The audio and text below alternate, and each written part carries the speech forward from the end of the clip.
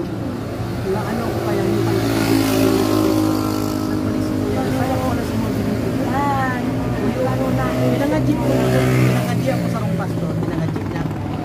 Karoon itong bilibuntang ulit. Gusto kong ma-refresh. Alam ko tinanggap mo si Lord. I-refresh mo muna yan. Sabi kasi sa ano, i-confess sa tuyang labi. Kasi Jesus Christ. Kailangan may witness. Kasi alam mo, naniniwala ka, pero di mo pa kinonfess. Kailangan mo i-confess mo. Halimbawa, sa mga ngadjitan mo niya, i-confess mo lang. Sasabihin mo na sa Panginoon si Kristo, ikaw ang sabi ng Diyos at sariling pagpapagpapag. Parang lang kaya. So, kung pangadjitan mo niya, sige. Sasabihin mo ang pangalan mo at Timothy, Ako po. Ako po, si Virginia Villarasa. Minatubod po ako Minatubod ako sa Panginoong si Kristo. Kristo. Na nagadan sa katulong aldaw, muling nabuhay. Panginoong Jesus, ikaw po ang sakuyang Diyos na tinutubudan kasi tagapagligtas ko sa aking buhay. Panginoong Jesus, patawarin mo po ako sa kuyang mga pagkakasala. Kung sa pagkaakin ko, hanggun sa ngunyan.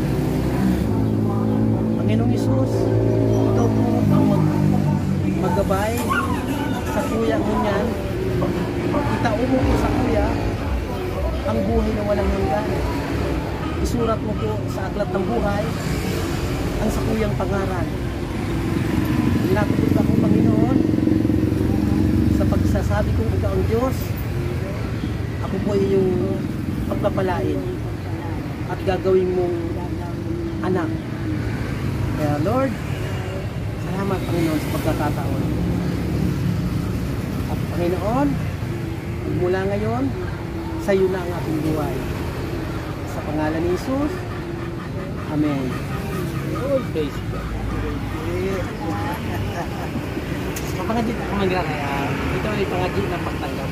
Panginoon Jesus, salamat doon sa buhay niya. Hindi sa kanyang dinanas na pagsubok, Panginoon. Sabi mo Lord sa 1 Corinthians 10:13, wala pang pagsubok na dumating sa amin na hindi dinanas ng lahat ng tao.